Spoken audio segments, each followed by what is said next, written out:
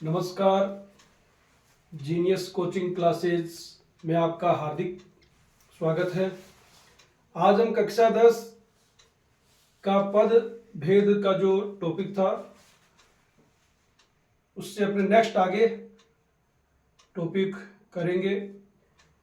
जो अपने पिछले वीडियो में पद भेद का प्रकार बताए थे और उसमें पहला प्रकार है अर्थ के आधार पर पदभेद।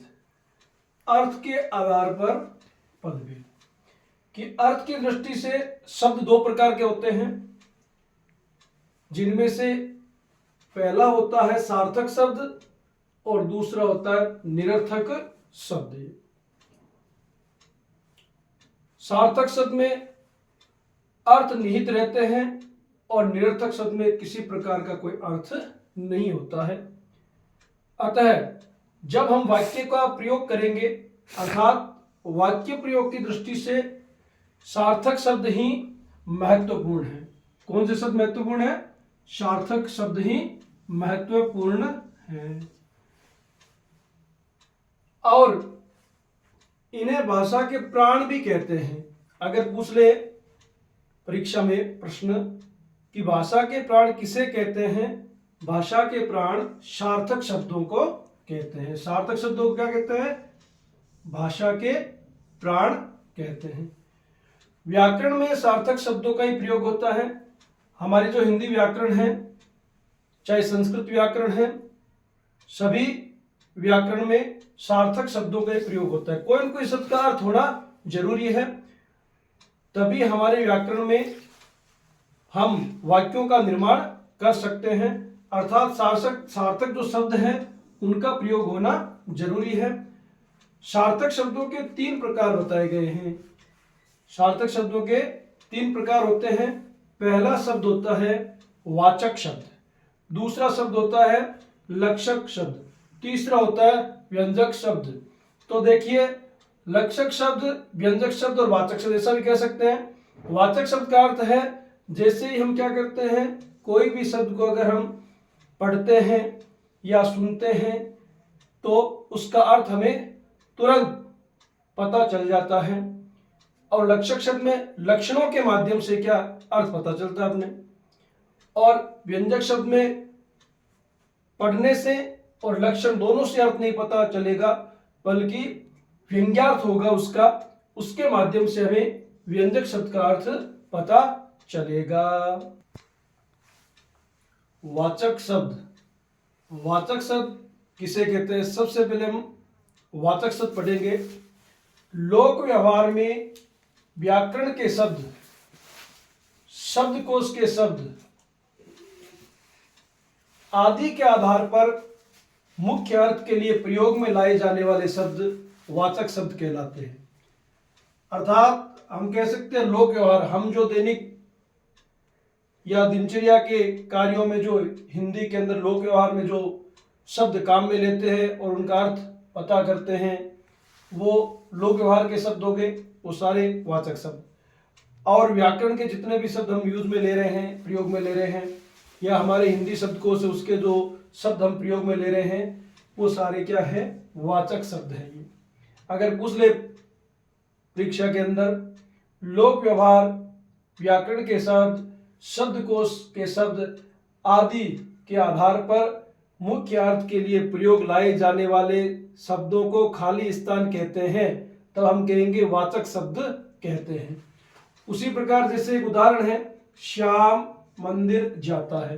अर्थात हम इन शब्दों को पढ़ते ही हमें, अर्थात वांचते ही हमें इनका अर्थ पता चल रहा है। श्याम, श्याम नाम का कोई व्यक्ति है। मंदिर, अर्थात मंदिर मतलब देवालय, जाता मतलब जाने की क्रिया कर रहा है वो। तो इसमें किसी तरह का कोई कंफ्यूजन नहीं है।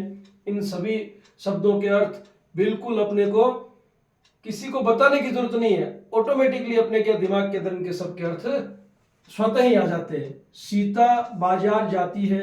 अब हमें पता है सीता नाम की कोई लड़की है या स्त्री है जो बाजार जाने का कार्य करती है। इनमें मतलब बच्चे कोई भी हो, बच्चे हो चाहे बड़े हो, इन वाक्यों को सुनते या पढ़ते ही क्या हो जाता है, इनका अपने को अर्थ पता चल जाता है।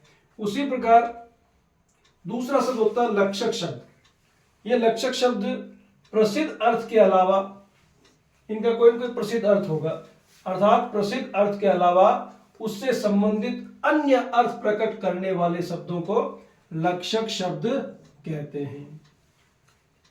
इसमें कोई न कोई एक प्रसिद्ध अर्थ रहेगा इसमें, और प्रसिद्ध अर्थ के अलावा ही कोई न कोई इससे संबंधित अन्य दूसरा कोई अर्थ प्रकट करता है शब्द अपने। जैसे उदाहरण से देखते हैं अपने, राम शेर है। अब यहाँ पे राम कोई शेर नामक जानवर तो नहीं है, उसकी 4 टांगे एक पूंछ हो गई, ये सब कुछ नहीं है, बल्कि राम के अंदर शेर के क्या कह सकते हैं अपन, लक्षण है। अर्थात राम शेर जैसा बहादुर है, राम शेर जैसा निडर है। इस प्रकार से राम के अंदर क्या है, किसके लक्षण है, शेर के लक्षण है। इसीलिए राम शेर है, ऐसा वाक्य अपने पढ़ते हैं या सुनते हैं, अपने को पता चल जाता है कि राम शेर है। यहाँ शेर का अर्थ हो गया निडर, या कह सकते हैं शेर जो जंगल का राजा होता है निडर होता है जैसे, या हम कह सकते हैं कि शेर के जैसा ताकतवर है राम। इसीलिए यहाँ पे लक्षण शेर के जैसे राम के दिखाई दे रहे हैं, इसीलिए अपने को या शेर क्या हो गया, लक्षण शब्द करना है। उसी प्रकार रमा माचिस की तीली है। अब देखो रमा नाम की कोई लड़की है, अब माचिस की तीली तो जो ऐसे माचिस से ऐसे करते जल जाती है, सब नहीं कि वो लड़की ऐसे माचिस से करते जल जाएगी, सब है नहीं, बल्कि क्या है, वो माचिस की तीली का अर्थ है यहाँ पर माचिस के तीली की जैसी पतली या दुबली है, ऐसा कह सकते हैं अपने। ये मतलब माचिस की तीली का जो लक्षण है पतलापन या दुबलापन या कमजोर, वो लक्षण किसमें है, इस रमा नाम की लड़की के अंदर। इसीलिए इसको रमा को माचिस की तीली बता दिया। अर्थात रमा कैसी है, पतली है, दुबली है या कमजोर है।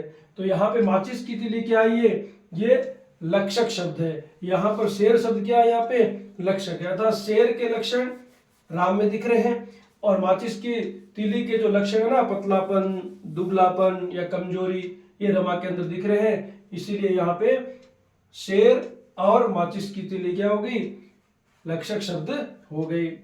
नंबर 3 पे है व्यंजक शब्द। व्यंजक शब्द जिस शब्द का अर्थ व्यंग्य रूप में प्रकट होता है उसे हम क्या कहते हैं, व्यंजक शब्द कहते हैं। व्यंजक शब्द कहते हैं उसे। जैसे वाक्य से समझते हैं इसको हम, कि प्रधानाचार्य ने कहा 4 बज गए। जैसे स्कूल में 4 बजे और प्रधानाचार्य ने बोला कि 4 बज गए।